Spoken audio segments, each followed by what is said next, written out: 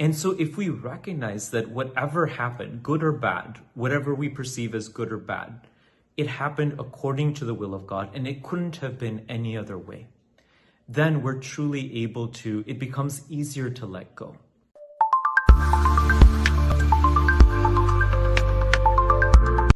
One topic that's discussed in Gurbani again and again is the topic of Hukam.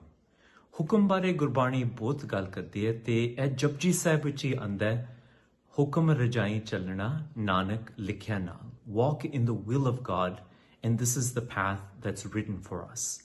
So, but what exactly is Hukam?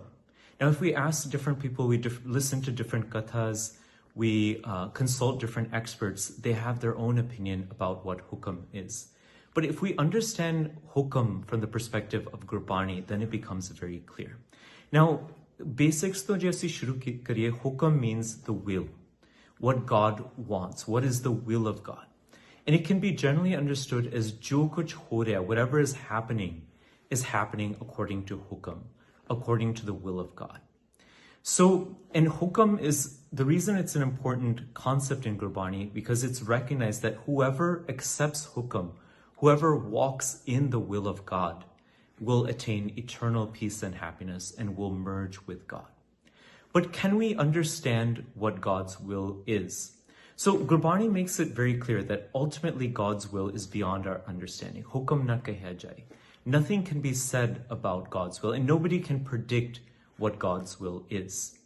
So how is this concept liberating? Sanu hukam pachanan jam manan di Lord kyon hai?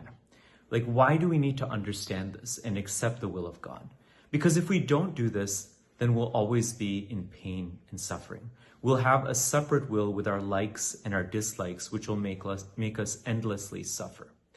Now, one way to understand this is to divide Hukam into past, present, and future. So, for example, if we think about the past, jo bhi hoya, sab kuch Vaheguru de Hukam de naal hoya. And Guru Arjan Dev Ji explains this to us in Sukhmani Sahib. Guruji says, Jo hoa hovad so jane, Prabhu apne ka hukam pachane. Whatever happened, consider it the will of God and recognize this as the will of God. How is this liberating? Normally when people talk about Hukam, they say that, oh, you're saying that everything is being done by God and we have no power to change things. We have no power to do things on our own. You're essentially taking away free will. But what we'll learn, though, is that Hukam doesn't take away our free will. In fact, it liberates us. And this verse precisely explains how it liberates us.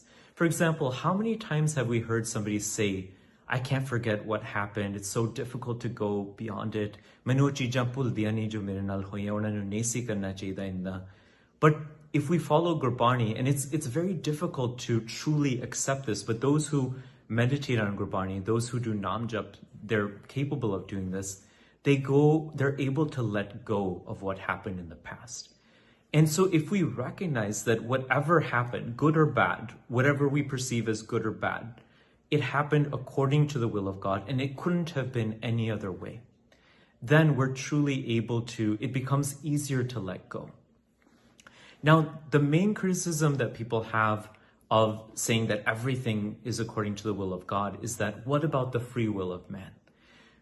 If we accept Hukam, we still have free will because we don't know.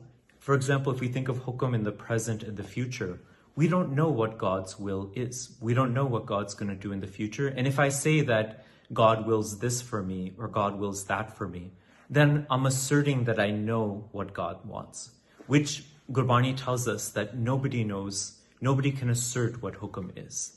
So in the present, because I don't know what the will of God is, I can act according to what Gurbani says. I can act according to what is right and what's wrong. So that, in essence, gives us free will. For example, when somebody surrenders their home, their sense of good and bad, to God, then God himself, the will of God, is recognized. Then we don't face that anxiety over, oh, what should I do? What's right and what's wrong?